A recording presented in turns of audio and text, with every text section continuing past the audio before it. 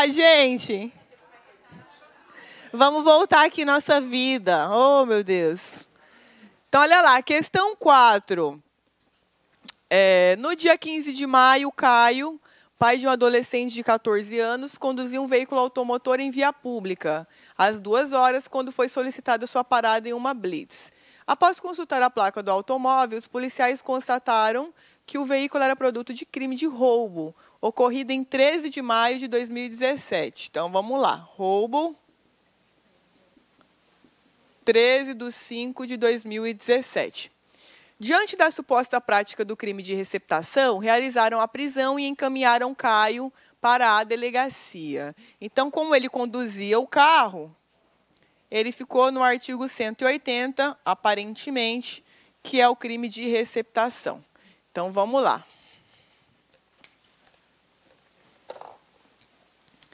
Em sede policial, a vítima do crime de roubo foi convidada a comparecer em observância a todas as formalidades, reconheceu Caio como o autor do crime que sofrera.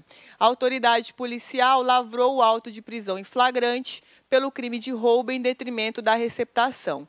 Então, veja, quem estava conduzindo o carro era o Caio, né? Não sei porque está aqui. Caio. Então, Caio foi reconhecido como assaltante e não como receptador. A autoridade policial lavrou a PF pelo crime de roubo em prejuízo da receptação.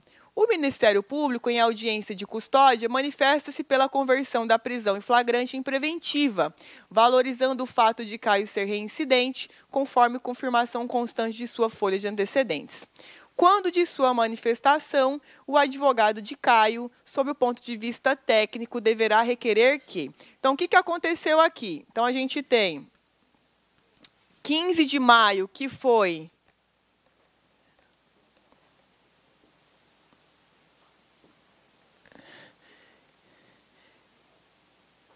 Peraí, aqui é 15 que ele foi preso, que ele estava conduzindo, né? O roubo foi 13, aqui dia 15 que ele foi preso. Então, veja, pessoal, esse caso aqui aconteceu comigo semana passada, real, oficial, com um cliente meu. O que aconteceu? Exatamente isso daqui.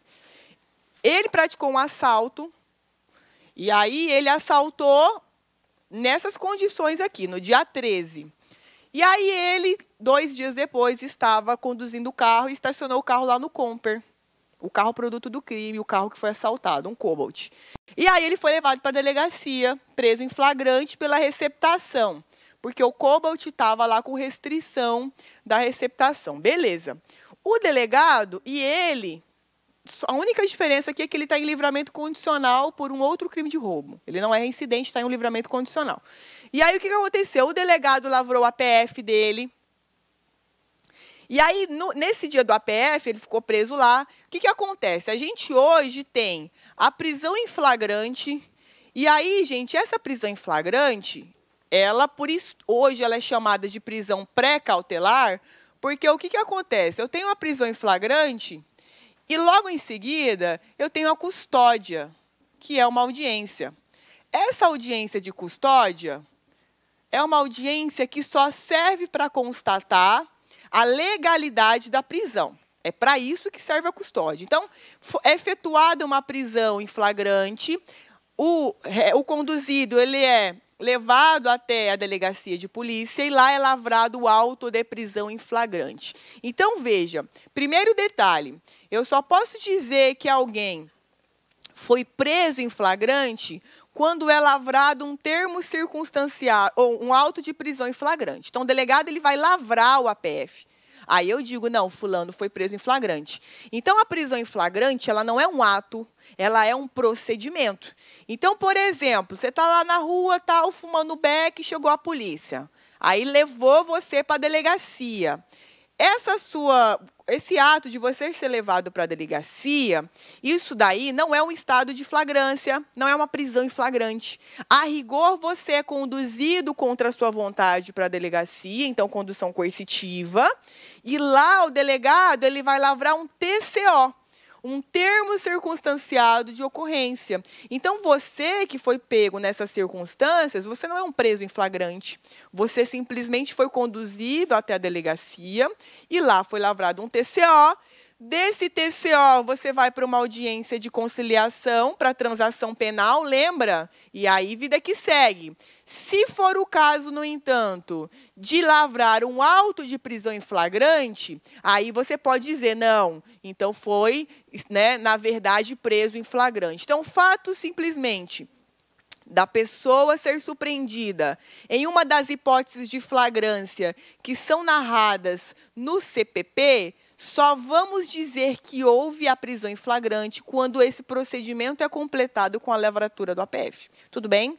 Então, veja aqui o que acontece. A pessoa ela é presa em flagrante, o delegado lavra o APF e ela imediatamente tem que ser levada à audiência de custódia. Segundo ponto, a audiência de custódia ela não possui uma previsão legal no CPP. Nós temos uma resolução do CNJ que regulamenta e procedimentaliza essa audiência de custódia. Na audiência de custódia, o que nós vamos ter lá? Simplesmente vai ser constatada a legalidade da prisão, se os caras apanharam ou não, ok? E aí, dentro dessa audiência, o promotor ele pode pugnar pela conversão da prisão temporária em prisão preventiva. Então, ele vai tentar fundamentar, com base nos requisitos do 312 do CPP, e ele vai pedir essa conversão.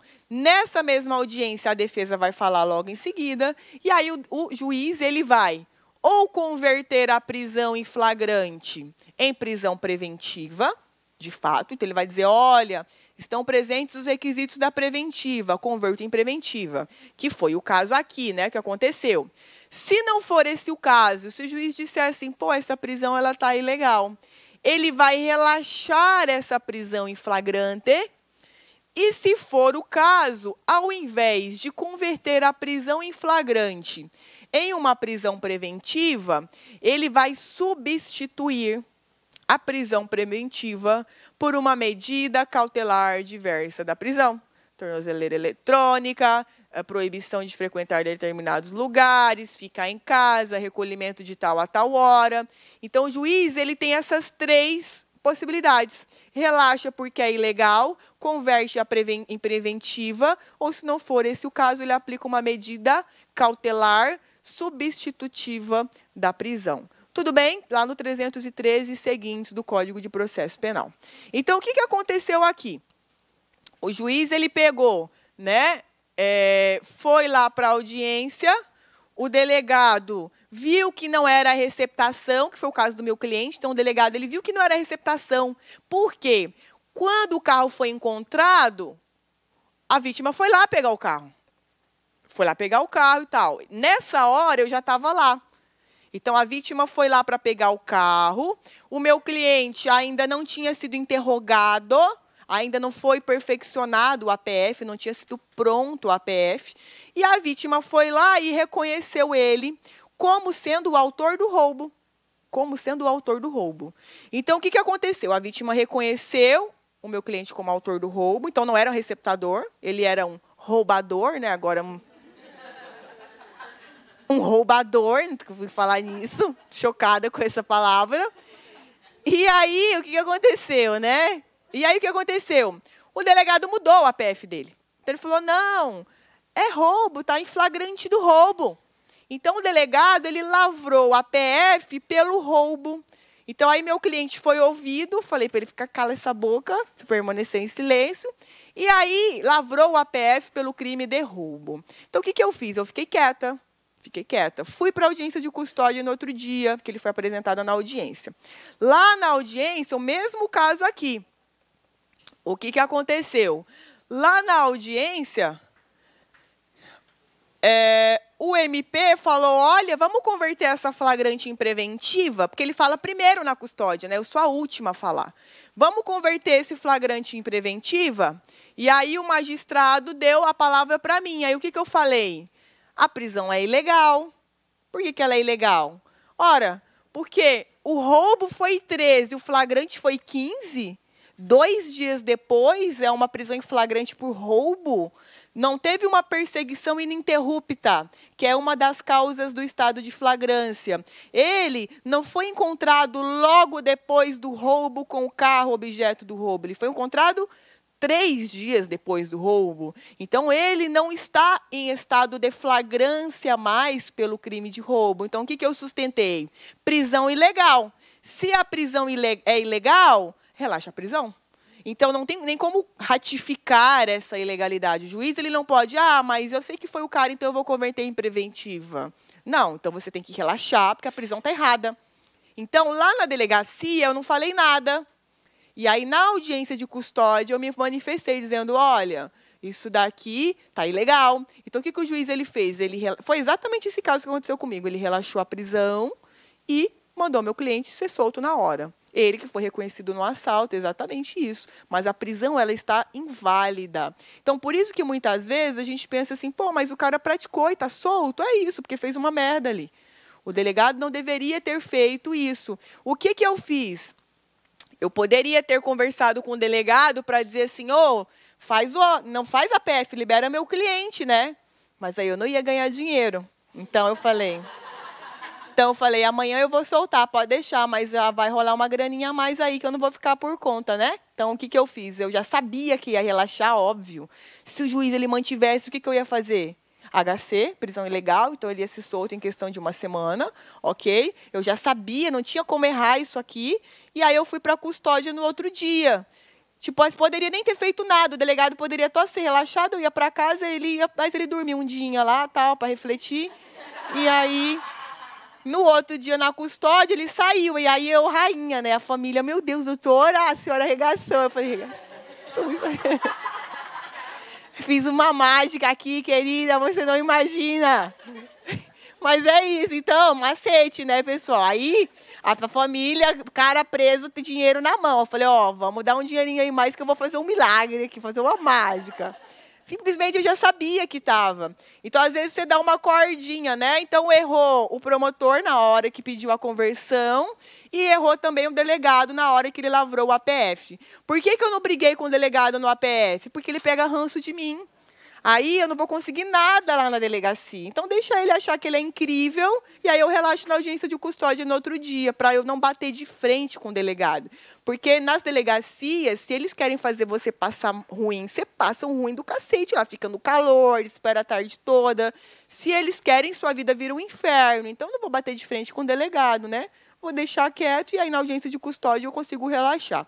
Foi exatamente esse o caso da questão aqui. Então, veja... Na hora da manifestação, o defensor vai ter que pedir o quê? Liberdade provisória? Não, a prisão é ilegal. Prisão ilegal é relaxamento, não existe outro nome. Relaxamento da prisão em razão da ausência de flagrante, exatamente isso.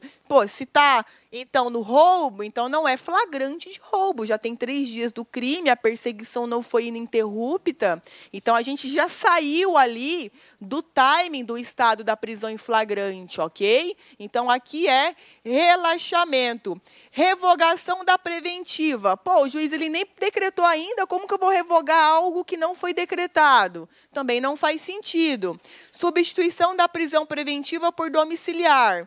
Não é o caso de substituição, não é o caso de prisão, então também não caberia, tá? Sempre que tiver uma ilegalidade de prisão, gravem isso. Relaxamento da prisão. Então, você mapeou isso, você já conseguiria marcar aqui sem nenhum problema, alternativa B. Tudo bem, pessoal? Alguma dúvida? Eu trouxe aqui 2 lembretes para vocês, tá? Sobre a diferença de revogação da prisão e pedido de liberdade provisória. Simplesmente é o momento em que vai ser efetuado o pedido, tá? O pedido de liberdade provisória, ele é feito antes da decretação ou não da preventiva, na hora da audiência de custódia. Então, lembra? Primeiro a acusação fala, aí você entra. Então, você vai falar, olha, foi preso em flagrante, mas vamos conceder a liberdade provisória? porque ainda não foi decretada a preventiva. Se o juiz ele decreta, o único pedido é revogação. E aí, pessoal, na prisão preventiva, aqui eu trouxe os requisitos do flagrante. O que eu precisava, que era da preventiva, eu não trouxe. Nos requisitos da preventiva, são os incisos lá, ordem econômica, garantia da instrução criminal, tudo mais. Na preventiva, olha que interessante. Então, o juiz, nessa audiência de custódia, suponhamos, se ele converte a prisão em flagrante em preventiva, ele tem que fundamentar. Então, ele tem que pegar uma das hipóteses do 312 e dizer assim, olha, eu estou fazendo isso porque vai acarretar risco para a instrução. O cara é reincidente, o cara não pode ficar na rua, vai ameaçar a testemunha, isso, aquilo, o cara é do PCC, alguma coisa assim. Quando o juiz, ele dá um fundamento jurídico para a preventiva, você, advogado criminalista, o que você vai fazer? Você vai acompanhar o processo até na hora que aquele fundamento acabar. Então, ela é uma prisão que ela é fundamentada em algo. Quando o fundamento é atingido, você pede a revogação. Então, por exemplo, se o juiz está lá no APF, e aí ele converte em preventiva porque vai acarretar um risco para a instrução processual. No processo, ouviu todo mundo? Qual é o seu primeiro pedido? Revogação da preventiva. Por quê? Porque o fundamento pelo qual a preventiva foi decretada, ele acabou. Porque não tem prejuízo mais para a instrução, porque todo mundo foi ouvido, então acabou. Então, você pede a revogação logo que o fundamento é exaurido no processo. E aí, o que acontece? Se o juiz negar, HC. Então, você primeiro provoca o juiz de primeiro grau para ele dar uma decisão para você entrar com o HC. Não adianta você pegar e falar, vou impetrar um HC logo. Cadê o ato ilegal? Então, você primeiro dá uma cutucada no juízo para ele revogar ou não o seu pedido. Se ele não revoga, HC em cima. Porque a partir do momento que eu tenho uma prisão preventiva decretada com fundamento Y e esse fundamento aconteceu, acabou o fundamento. Então, se eu tenho um dia depois do esgotamento desse fundamento com a prisão mantida, a prisão ela se torna ilegal. Prisão ilegal, relaxamento. Relaxamento, HC. Tudo bem? Então, veja que eu trouxe aqui essa diferença. Então, quando vocês ouvirem ou lerem revogação da preventiva, é porque eu já tive uma prisão decretada. Agora, eu ainda não tenho. Então, como que eu vou fazer meu requerimento na audiência de custódia? Liberdade provisória. Por que liberdade provisória? Porque estamos ainda em um possível processo em curso ou um futuro processo.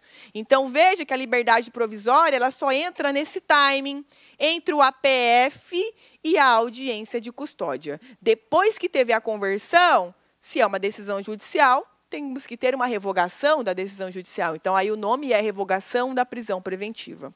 Ok? E aí, veja, sempre que nós temos um pedido de relaxamento da prisão, esse relaxamento ele é julgado nos mesmos autos do processo, da mesma forma que a liberdade provisória. Então, você vai falar assim, excelência, olha só, você tinha decretado a preventiva porque era um prejuízo para a instrução criminal. Nós estamos agora já com uma prisão ilegal. O senhor quer relaxar? Ou você pede, o senhor quer revogar? Fala assim, o senhor quer revogar? Porque o senhor está dizendo, você como advogado está indicando para o juiz, você não está criticando o juiz. Porque se você pede já relaxamento, você já bate na cara dele. Então, porque você está dizendo que é ilegal.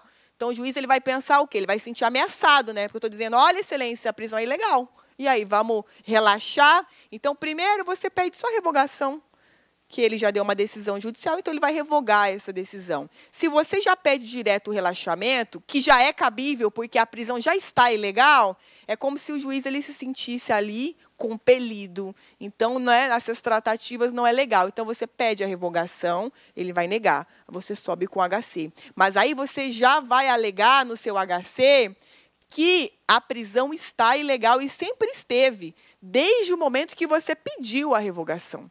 Tudo bem? Então, isso são termos, terminologias e coisas do cotidiano que vocês vão aprendendo. Claro que isso não vai cair na prova. O que vai cair na prova para vocês é isso daqui, tá?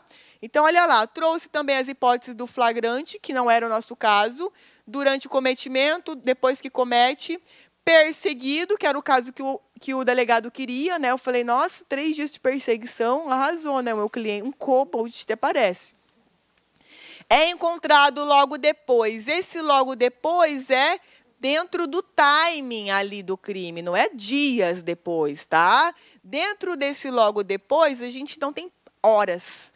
Então, eles adoram colocar em prova 48 horas depois, está no flagrante. Não existe horas no CPP. Existe logo depois, dentro do contexto ainda ali da dinâmica do crime. Se você vê que saiu demais do contexto, não tem logo depois, mas acabou. Quebrou ali a continuidade do crime que foi praticado, ok? E aí nós temos aqui que nos crimes permanentes, o flagrante ele vai permanecer enquanto a permanência não for cessada. Tudo bem, pessoal? Alguma dúvida até aqui? Bem tranquilinho, né? O processo é mais legal, o pessoal gosta mais. Então, vamos lá. Questão 5. Tiago, funcionário público, foi vítima de crime de difamação em razão das suas funções. Então, aqui, sempre, né? Eu difamo horrores. Vou lá no Detran, né? Alguém já foi lá? Só para vocês terem uma ideia, eu não estou com o meu documento desse ano ainda, não desisti, não vou lá mais. Se me prender, leva o carro, leva tudo. Não peguei documento desse ano. Então, veja, na difamação é um crime contra a honra, que está lá no artigo 139 do Código Penal. Então, a gente já... Calma, a gente está até nervoso. Então, a gente já viu que a difamação é um crime que ataca a honra, objetiva ou subjetiva? Objetiva. E ela ofende a reputação. Ofensa da reputação. E veja, não importa se verdadeira ou falsa essa imputação. Não importa se verdadeira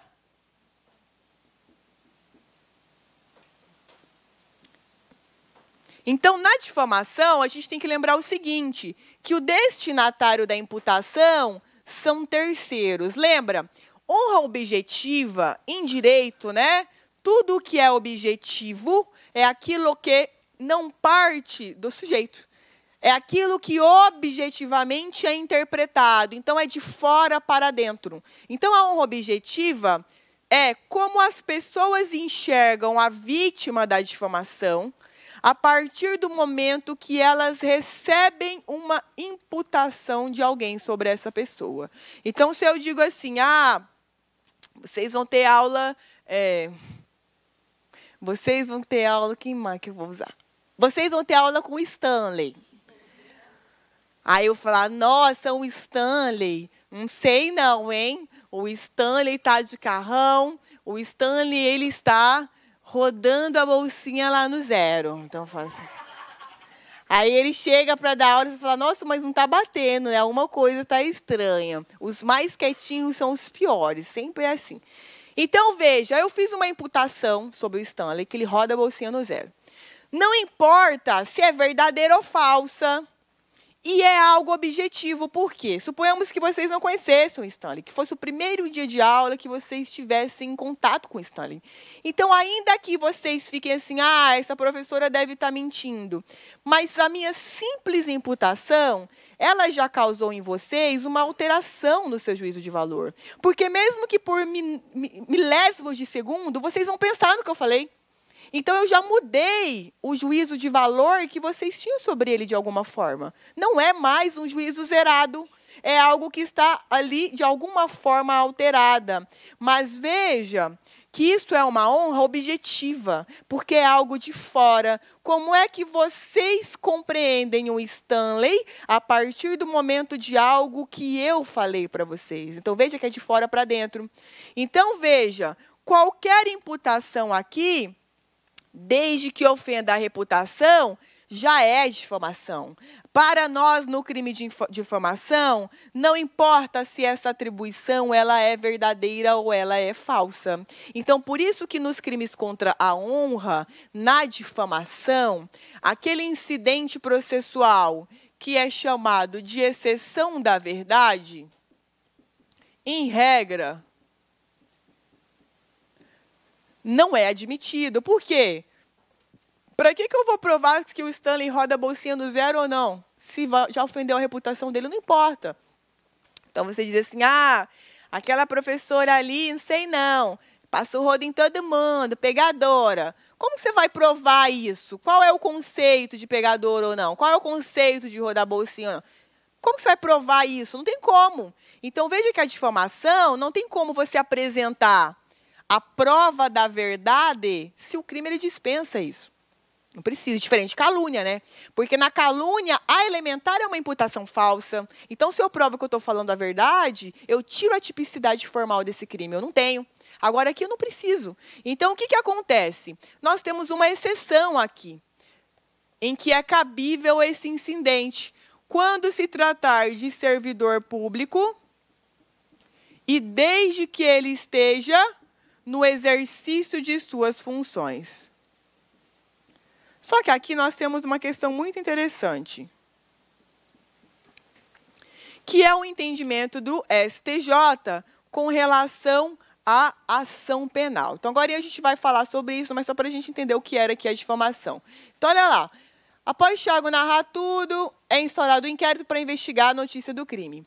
Quando da elaboração do relatório conclusivo, a autoridade concluiu pela difamação, com uma causa de aumento, porque ele era funcionário público no uso de suas funções. Realmente, lá no 140, por aí, 141, nós temos essa causa de aumento. Tiago, então, procura seu advogado e informa as conclusões para ele, as conclusões um mês após os fatos. Então, aconteceu tudo, um mês depois ele foi lá e falou para o advogado o que aconteceu. Então, olha, deixa eu pegar aqui. Então, olha lá. Considerando isso de acordo com o STF, então nós temos uma súmula disso daqui. Caberá ao MP oferecer denúncia em face de João após a representação do ofendido, mas Tiago não poderá optar por oferecer queixa-crime. O que acontece? Nesse caso aqui, só nesse caso, nós temos uma legitimidade concorrente. Ou seja, ou o ofendido propõe queixa-crime, ou ele representa para o Ministério Público oferecer uma denúncia. É o único caso em crime contra a honra em que a gente tem legitimidade concorrente. Significa dizer que, ou um ou outro, eu não quero representar, eu quero ingressar com a queixa-crime. Tudo bem, está valendo. Não, eu quero representar. Então, o Estado ele vai entrar com a ação. Por que é concorrente aqui? Porque, nesse caso específico, por se tratar de servidor público, o Estado tem interesse na persecução. Lembra que eu falei na aula de ação penal privada que o Estado está assim, dane-se para ação penal privada? Mas, quando tem servidor público, não é dane-se, o Estado está no meio. Então, nesse caso, o Estado ele tem interesse em titularizar a ação penal. Só que aqui, a titularidade dele é condicionada à representação. Ok? Então, essa é uma interpretação dos tribunais superiores. Tá? Então, vamos lá. Caberá ao MP oferecer denúncia após a representação, mas Tiago não poderá optar. Falso. É a única hipótese em que ele pode. Difamação com causa de aumento de pena de ser contra servidor público. Só cabe nessa hipótese. B.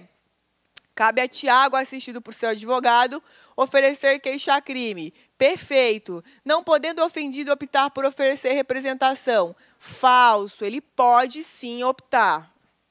Depois, C.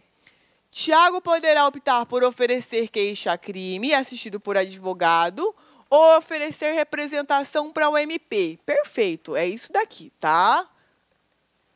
E D, cabe ao MP oferecer denúncia independentemente de representação. Falso, tá? Então, aqui, muita atenção, cai bastante em prova a legitimidade. Então, aqui é a letra C. Aí eu trouxe a súmula aqui, 714, dizendo justamente isso, que a legitimidade ela é concorrente, mas somente com a causa de aumento de pena. Pelo amor de Deus, não vamos confundir com as outras difamações. Tudo bem, pessoal? Alguma dúvida? Vamos ver aqui as outras. Lívia, insatisfeita com o fim do relacionamento amoroso com Pedro, vai até a casa deste na companhia da amiga Carla e ambas começam a quebrar todos os porta-retratos da residência. Quando descobre os fatos, Pedro procura um advogado que esclarece a natureza privada da ação criminal, pela prática do crime de dano, 163. Diante disso, Pedro opta por propor queixa-crime em face de Carla, já que nunca mantiveram boa relação e ele tinha conhecimento de que ela era reincidente. Mas, quanto a Lívia, liga para ela e diz que nada fará, pedindo apenas que o fato não se repita. Ele ficou puto com uma e com a outra e falou, não, beleza, fica aí de boinha. Nessas condições, então, olha lá, apesar disso, Lívia fica preocupada e procura você para a consultoria. Então, olha só, nessas condições, a renúncia em relação a Lívia, de modo que a queixa-crime não deve ser recebida em relação a Carla. Então, veja, renúncia ou retratação ao direito de queixa ou de representação se estendem a todos os coautores. Então, se eu fiz para uma, eu faço para todas, ok? Princípio da indivisibilidade da ação penal privada.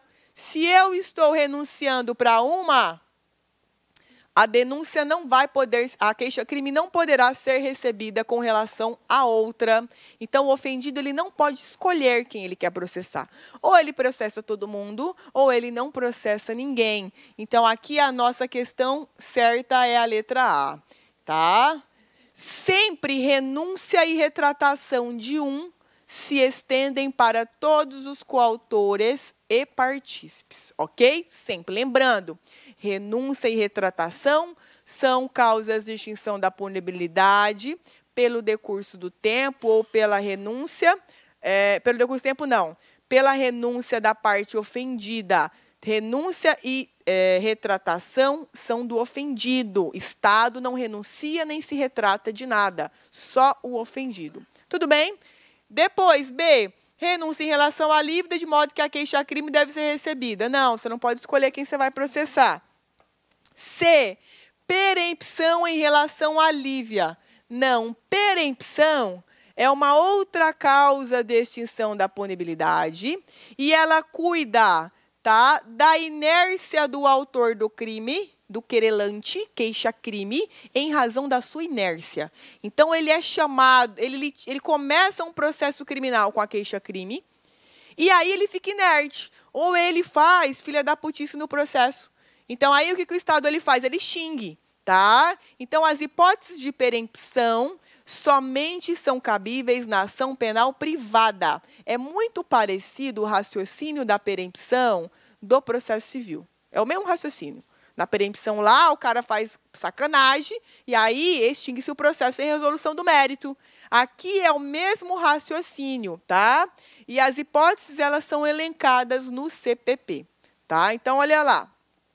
Trouxe aqui para a gente só os conceitos de renúncia, perdão do ofendido e perempção. A renúncia e o perdão se estendem para todos os coautores. Tudo bem? Poderia só ter trazido aqui o artigo da perempção, né? Artigo 68 do CPP. Só dá uma confirmada quem está com código para mim. Se eu acertar, eu vou comer uma manga. Porque eu estou meio louca hoje. Não, 68 do CPP? Ai, que raiva. Espera aí que eu vou pegar esse artigo só de raiva. Ô, Cristo. Perempção.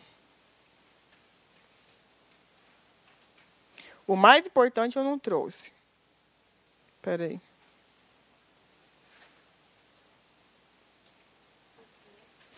É 60, né? Tudo bem, errei por 8. Artigo 60 do CPP. Compensa dar uma memorizadinha nele, tá, pessoal? Compensa. São 4 incisos. Tudo bem? Alguma dúvida? Tudo certo? Parecendo até aula de trabalho, todo mundo está entendendo tudo, não entendo o que está acontecendo. Então, vamos lá. Depois, 7. Paulo foi preso em flagrante pela prática do crime de corrupção, sendo encaminhado para a delegacia. Ao tomar conhecimento dos fatos, a mãe de Paulo entra em contato com o advogado, solicitando esclarecimentos e pedindo auxílio. De acordo com a situação apresentada, com base na jurisprudência, deverá o advogado esclarecer que, letra A, diante do caráter inquisitivo do inquérito, não poderá ser assistido pelo advogado. Não, mentira, né? B, a presença da defesa técnica, quando da lavratura do APF, é sempre imprescindível.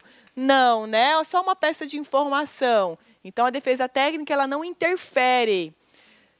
Decretado o sigilo do procedimento, o advogado não poderá ter acesso aos elementos informativos neles constantes, ainda que já documentados. Não, aqui é desde que. Ok? Então, isso daqui, inclusive, é jurisprudência consolidada. A Paulo deve ser garantida na delegacia a possibilidade de assistência de advogado, de modo que existe uma faculdade na contratação de seus serviços para acompanhamento do procedimento em sede policial. Ok, verdadeiro, tá? Tanto é assim que você faz lá o acompanhamento e você não pode falar nada. Então, no meu caso, na semana passada, eu fiquei lá sem fazer nada, né? Fiquei lá conversando fiado. Teve interrogatório, eu não pude interferir em absolutamente nada, mas eu me fiz presente em todos os atos do procedimento investigatório. Ok? Então, olha lá, D de dado. Depois, trouxe aqui o Estatuto da OAB, mas vocês já tiveram aula com o Silvio, é óbvio que ele deu esse artigo para vocês, né? Mas esse artigo aqui, de 2016, que é o que está vinculado com o processo penal. Então, a FGV, ela gosta também muito desse artigo. Tudo bem? Então, vamos lá. Questão 8. O MP ofereceu denúncia em face de Mateus, não plenamente identificado, a partir de inquérito policial que apurava a prática de crime de estupro. O endereço constante do inquérito foi diligenciado para a citação do réu, mas foi informado que ele estava em local incerto e não sabido. Diante disso, foi publicado edital para sua citação. Considerando apenas as informações narradas, assinale a alternativa correta. Então, veja, nesse caso aqui, primeira coisa, o promotor, ele pode oferecer denúncia, ainda que ele não tenha a residência, o endereço fixo do denunciado, tá? Desde que ele forneça compleição física ou local em que ele possa ser encontrado. Não precisa também saber RG, CPF. Desde que, de alguma forma, tenha como se identificar essa pessoa que está sendo denunciada. Nesse nosso caso, o que aconteceu, gente? Então, nós temos aqui... o endereço constante do inquérito foi diligenciado, mas foi informado que ele estava em local incerto e não sabido. Quando nós temos local incerto e não sabido, o que nós vamos aplicar? Citação por edital, né? Nessa citação por edital, o edital simplesmente vai identificar o que tiver. Da mesma forma que o corpo da denúncia.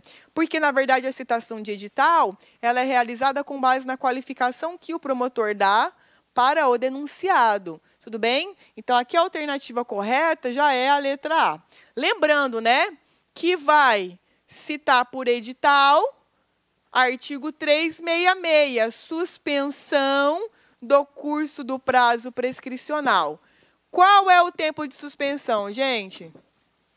Pelo máximo da pena do crime que é cominado em abstrato. Então, por exemplo, pratiquei um crime de roubo simples, pena de 4 a 10.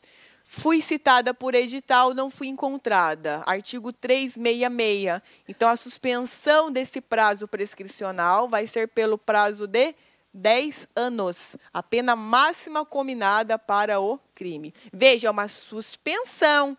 E aí, o que vai acontecer depois? Depois retorna para o curso do prazo prescricional normal. Acontece normal. Então, veja, eu tenho lá o recebimento da denúncia, Beleza. Citou por edital. Não sei cadê. Suspendeu. Depois volta. Então, por exemplo, aqui 2011, aqui 2013, aqui, sei lá, 2030, morreu, né? Então, veja, recebimento da denúncia 11, interrompeu, né? 11 para 13, 2 anos. Esses 2 anos está valendo da prescrição.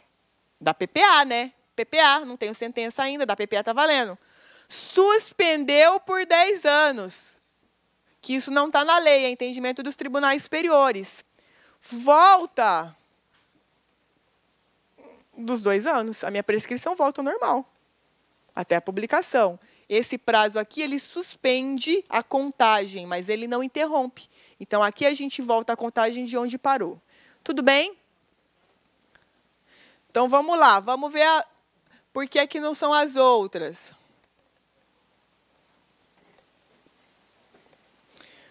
O réu que citado por edital não comparecer nem constituir advogado poderá ter seu processo suspenso e o curso do prazo prescricional. Perfeito. Eternamente 50 anos? Não, não existe prazo definido, errado.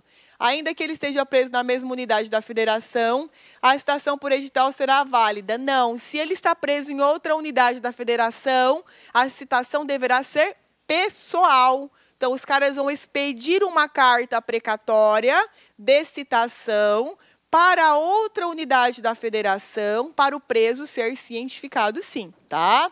D. Não existe citação por hora certa. Falso. Existe, sim, citação por hora certa.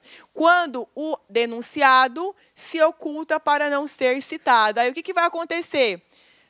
O oficial vai lavrar um mandado de citação por hora certa, uma certidão, e aí o juiz, ele vai nomear um curador, defensoria pública, e o processo vai tramitar regularmente. Então, veja, citação por edital suspende o prazo. Citação com hora certa, curador especial, o processo continua. Ok? Porque significa que ele está com palhaçada, vagabundagem na vida e ele não quer comparecer aos atos do processo. Tudo bem?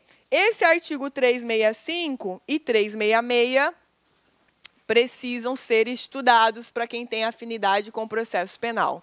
Então, o edital da citação indicará o nome do juiz, o fim para que serve, o nome do réu, o juiz e o dia, e o prazo será contado do dia da publicação do edital na imprensa.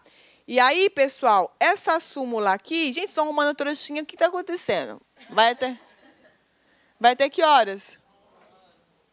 Acabou? Não, falta muito tempo ainda. Vou fazer um esqueminha ali da prisão. Aqui eu tenho do 366, que é a suspensão, e essa súmula aqui, que vai salvar a sua vida no domingo, tudo bem? Vai ter tanta vela acesa para mim, que eu vou arrasar nas questões, acertei todas.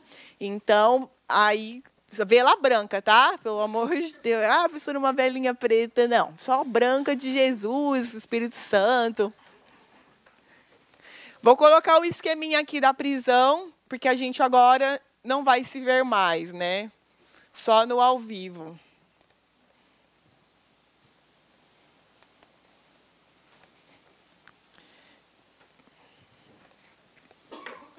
Então, olha só.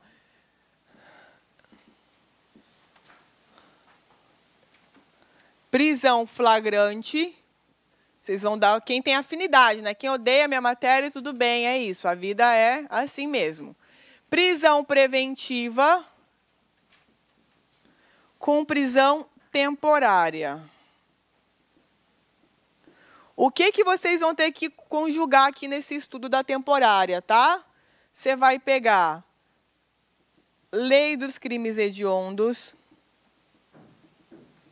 Você vai ter que estudar junto. Ah, professor, eu quero ler só a temporária, então nem lê. Porque nas provas eles cumulam o entendimento das duas leis. Então, se você souber só uma, você vai se dar mal. Porque eles colocam o prazo trocado dos crimes que estão em um rol e não está no outro, entendeu? Então, não adianta. Então, lei da prisão temporária com os crimes hediondos.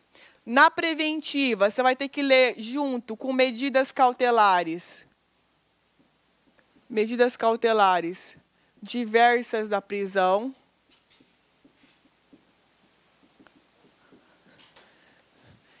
E na prisão em flagrante, você vai ler sobre conversão em preventiva, relaxamento e aplicação das medidas substitutivas diversas da prisão. Tá? Isso aqui, leiturinha de sábado, né? Para quem tem afinidade. Quem é das outras matérias, estuda as outras, né? Em cima da hora. Mas isso daqui é as afinidades. O que eu vou recomendar aqui para vocês darem uma lida, tá? Lei das organizações criminosas, que é pequena e com certeza vai cair. Lei de drogas e Estatuto do Desarmamento, você vai pegar só os crimes. Lei dos crimes ambientais, esquece, não precisa. Lei dos juizados especiais criminais, o que tem no material dos slides é o que vai salvar, que é a questão das ações penais e da transação, tá, dos institutos. Lei de drogas e Estatuto do Desarmamento. Que mais de lei assim, importante que não vai muito tomar o tempo de vocês? Lei Maria da Penha sobre o crime de desobediência e das medidas protetivas.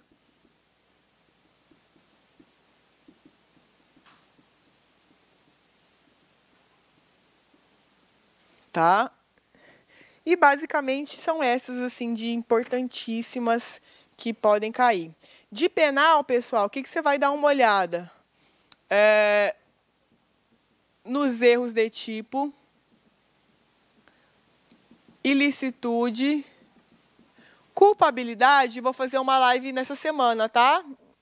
Então, não se preocupe que a gente vai falar disso. E aí, crimes contra a administração pública, patrimônio, dignidade sexual,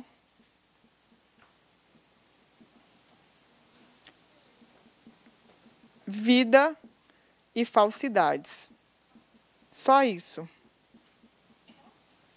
É isso, pessoal. Então, para quem tem afinidade com essas matérias, no sábado, bate o olho nisso daqui tudo. Isso aqui tudo não, isso aqui dá para conseguir no truque. E Estatuto de Ética é óbvio, né? Isso daí para todo mundo tem que estudar isso daí no sábado.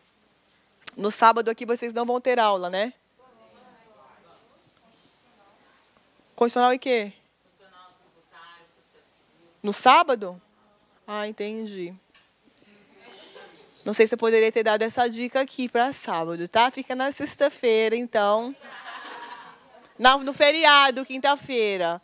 Mas assim, gente, sim, opinião, tá? Se você acha que não vai render na aula sábado, vai pro seu talento, minha filha. Vai garantir suas 40 questões no que você tem afinidade. Odeio condicional, vou assistir aula. Pô, no sábado você vai aprender? Você vai aprender a sua vida na faculdade no sábado? Não dá, né? Ah, eu vou aprender tributário sábado. Só não vem, né? Tipo, dá um truque aí. Dá uma ênfase aqui no pessoal que gosta dessas matérias, que isso daqui com certeza vai estar na prova. Tudo bem, gente? É isso. Nessa semana eu vou fazer uma live de penal, culpabilidade, que é maior, ilicitude vocês conseguem se virar sozinhos. E processo penal também, eu vou ver se eu falo dos recursos, tá? Que sempre cai recurso, então vamos deixar um esqueminha de recursos para vocês aí, para a prova de domingo. Então, era para marcar aqui. Vamos ver se essa semana eles vão agendar para mim. Não está agendado para mim. Está agendado o processo penal, uma live de penal que eu vou fazer com o Pedro Silas, que não é da UAB, mas vai ser bem legal também. E uma live de penal daqui. Então, eu tenho 3 lives para a semana que vem. Aí eu não sei de empresarial se eles vão agendar para mim, mas se agendarem a gente vê, né? Aquela coisa, né? Até pra catar manga. Quem gosta de empresarial aqui? Mentira, Brenda levantou a mão só pra... Não, mas se tiver eu faço.